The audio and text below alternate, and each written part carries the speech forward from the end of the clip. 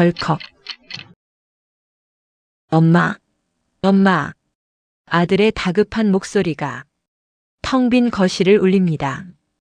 차가운 바닥에 맥없이 쓰러져 있는 엄마. 그 옆에는 반쯤 먹다 남은 식은 빵 하나와 설탕 가루가 묻은 컵이 굴러다닙니다.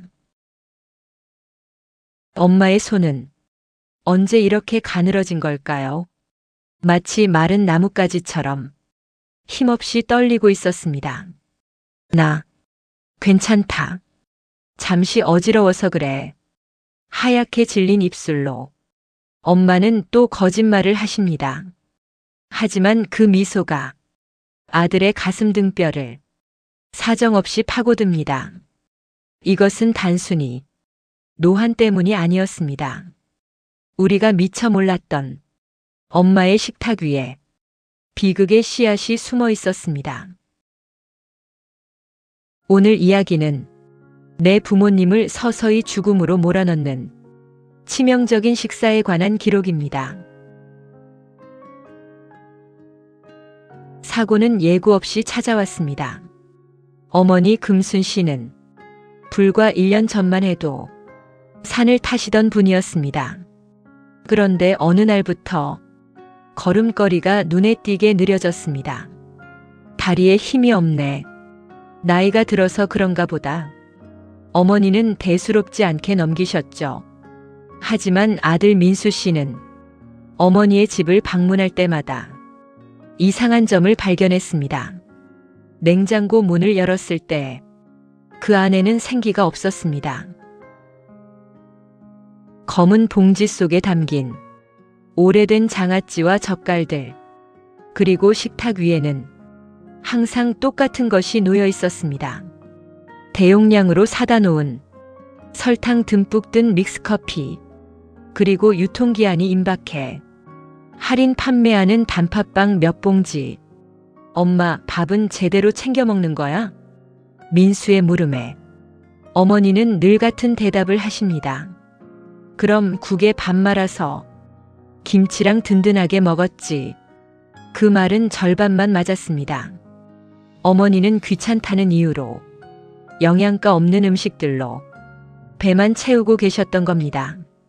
근육은 점점 빠져나가고 혈관은 끈적해지고 있었습니다.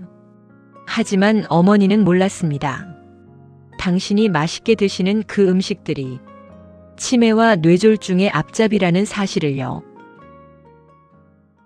어머니의 기억력도 조금씩 흐려지기 시작했습니다. 방금 둔 리모컨을 못 찾고 아들의 생일을 헷갈려 하십니다.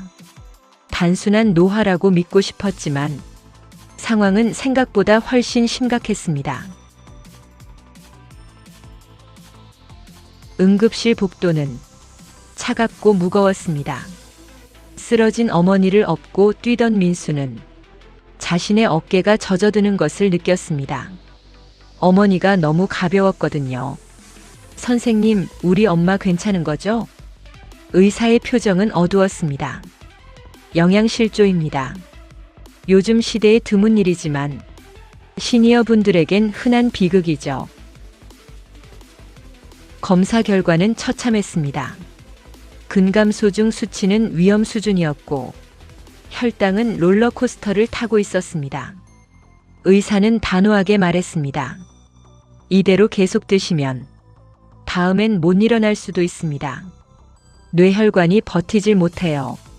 민수는 응급실 밖 벤치에 앉아 참았던 눈물을 터뜨렸습니다. 어머니의 냉장고를 떠올렸습니다. 아들이 준 용돈을 아끼느라 1,000원짜리 빵으로 끼니를 때우던 엄마. 반찬 만들기 번거롭다며 물에만 밥에 짠 젓갈만 올리던 엄마. 그 모습이 환영처럼 지나가며 민수의 가슴을 갈기갈기 찢어 놓았습니다. 미안해, 엄마. 내가 너무 무심했어. 아들의 후회는 적막한 병원 복도를 가득 채웠습니다.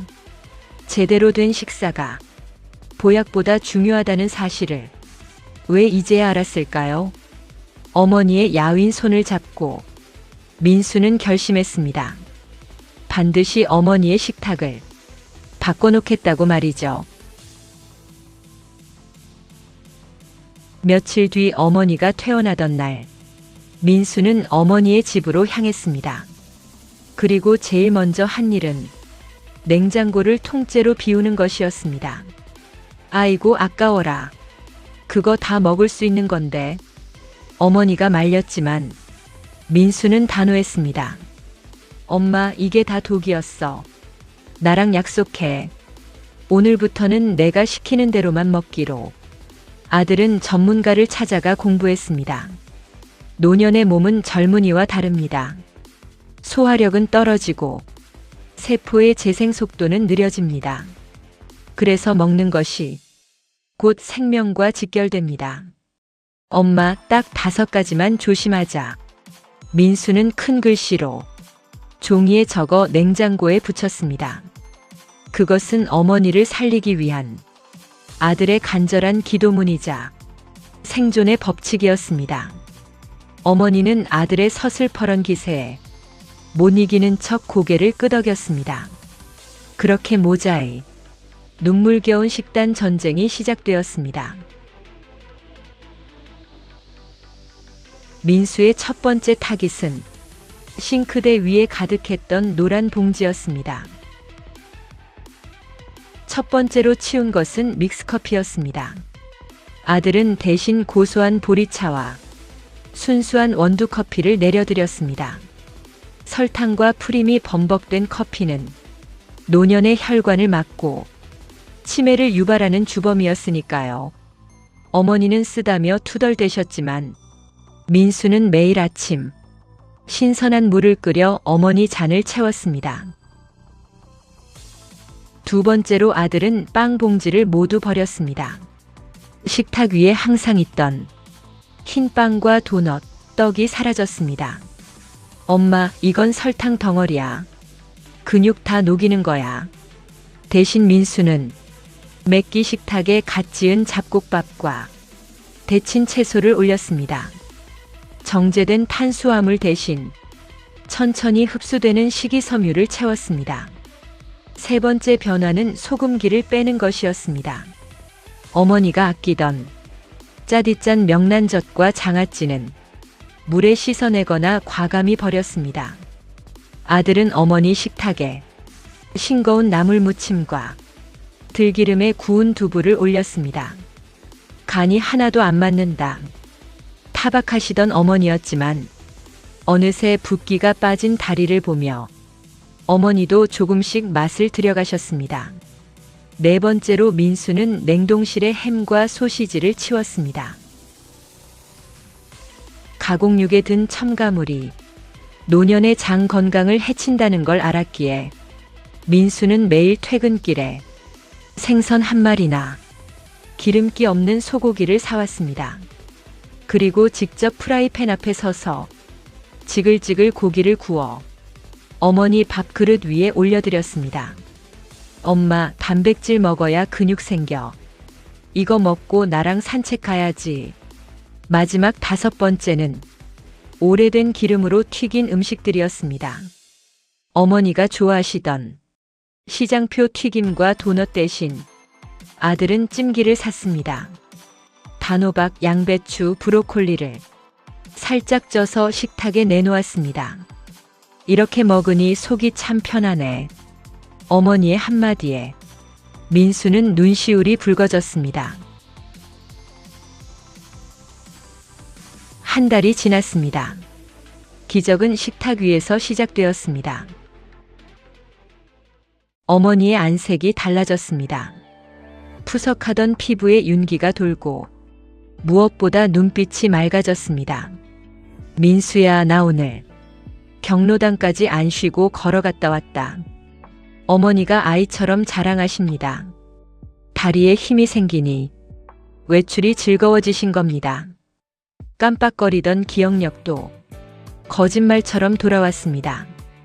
냉장고에 붙은 아들의 쪽지를 보며 어머니는 이제 스스로 신선한 채소를 씻고 고기를 삶습니다.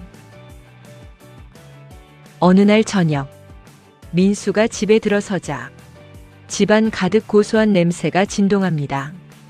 어머니가 아들을 위해 직접 두부를 데치고 나물을 무치고 계셨습니다. 너 먹이려고 고기도 좀 볶았다. 기름기 쫙 빼고 투박한 엄마의 손이 민수의 손을 맞잡습니다. 예전처럼 마른 나무 같지 않습니다. 온기가 느껴지고 단단한 힘이 전해집니다. 민수는 깨달았습니다. 진정한 효도는 비싼 보약을 사들이는 게 아니라 어머니의 식탁에서 독이 되는 것들을 치워드리고 건강한 한 끼를 함께하는 것이라는 걸요. 어머니의 웃음소리가 거실을 따뜻하게 채웁니다. 부모님의 냉장고를 마지막으로 열어본 게 언제인가요? 그 속에 든 오래된 반찬들이 어쩌면 부모님의 눈물일지도 모릅니다. 귀찮아서 아까워서 몰라서 부모님은 오늘도 당신의 몸을 망치는 음식으로 허기를 달래고 계실지 모릅니다.